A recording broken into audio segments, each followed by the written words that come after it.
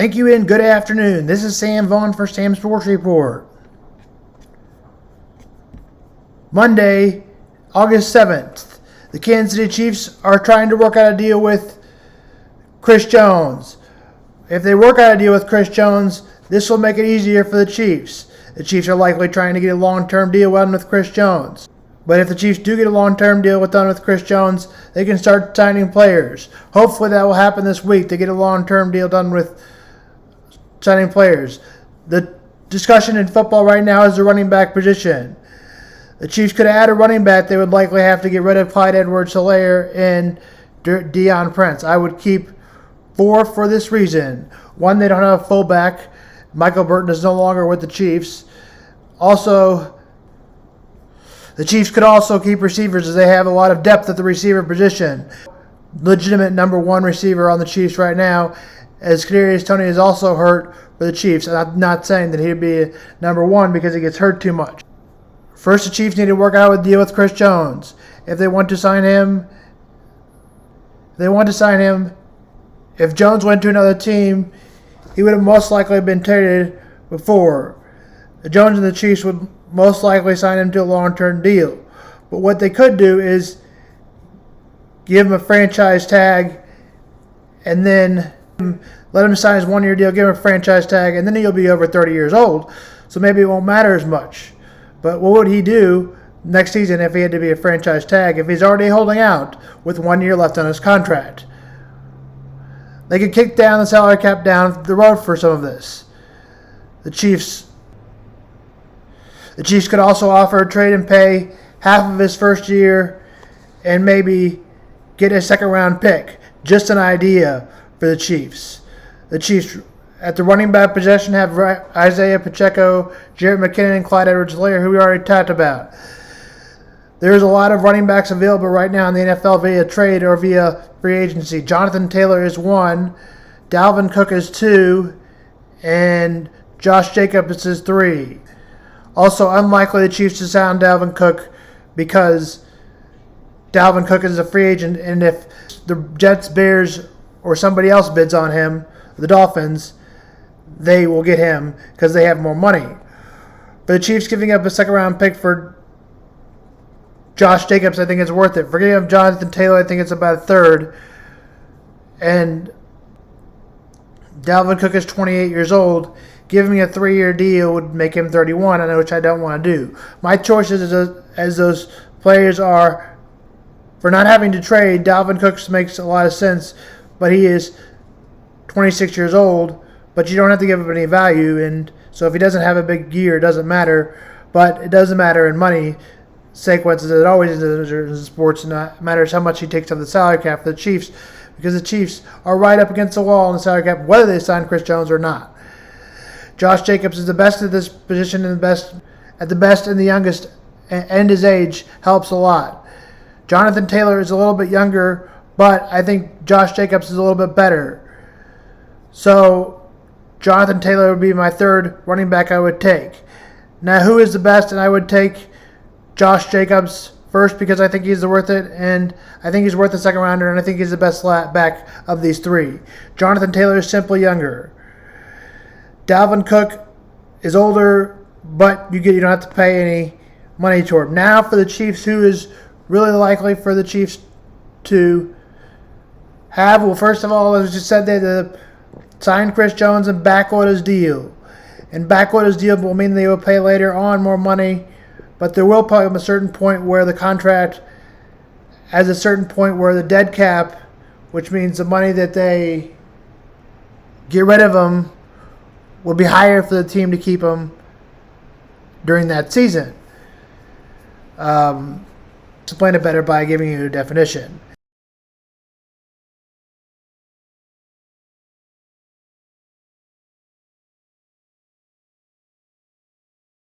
Now, the only running back the Chiefs may be giving F for is Josh Jacobs. So that's also another category to write in. Now, these running backs seem to have...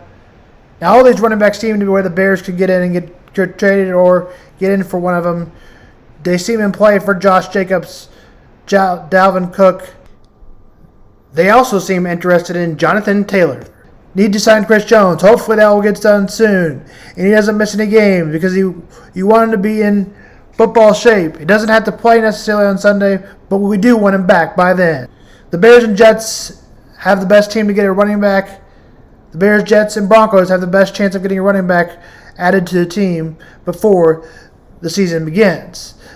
The Chiefs square off against the Saints on the road. Preseason first game 1. Kick is at 12.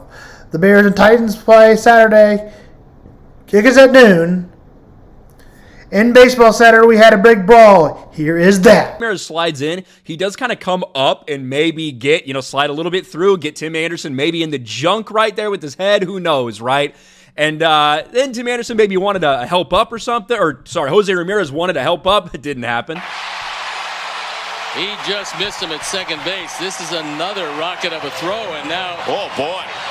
And then Tim Anderson puts the glove down, squares up, ready to go, and he actually does throw the first punch. Here come the benches. Off we go. It started with Anderson. Tim Anderson has been suspended for 6 games.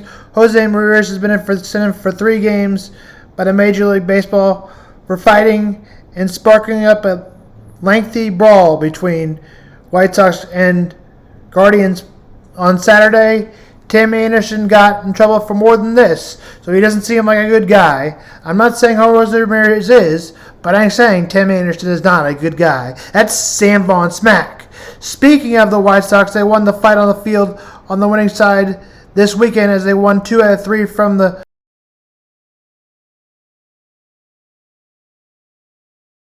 in conference realignment. The college basketball and football continue to change. The most confusing thing in sports. This is for the Big Ten. Number 1, USC was added earlier this summer. Number 2, UCLA was added earlier this summer. They will not start play until 2024. Oregon was added on Friday, and they will start play in 2024. Washington was added on Friday, and they will play in 2024 in the Big Ten. Remaining in the Big Ten, Illinois, Indiana, Maryland, Michigan, just about 2 weeks ago, or it's coming up in the second week. Arizona 2024 on Friday.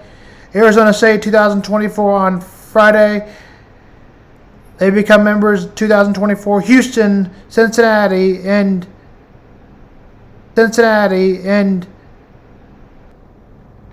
West Virginia.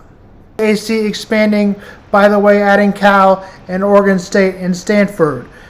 The small pack of the 3.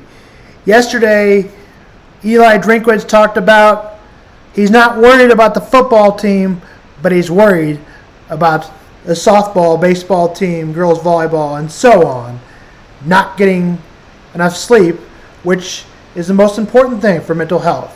That's Sam Vaughn Sports, and that's Sam Vaughn Mental Health Day. This is Sam Vaughn for Sam Sports Report. Drinkwitz brought attention to all those student athletes who don't throw on the pads and hit the gridiron. We're talking about a football decision. They based off football, but what about softball and baseball who have to travel cross country? Do we ask about the cost to them? Do we know what the number 1 indicator of symptom or cause of mental health is? It's lack of rest and sleep. Athletes across the country will now face a completely new set of challenges. Instead of mostly regional play, an athlete from California may have to hop a flight all the way to the East Coast just to compete. Those people, they travel commercial. They get done playing at 4. They got to go to the airport. They come back. It's 3 or 4 in the morning. They got to go to class. In a year where Coach Drink says going viral is not the goal, he did hit college sports fans with that statement. But is it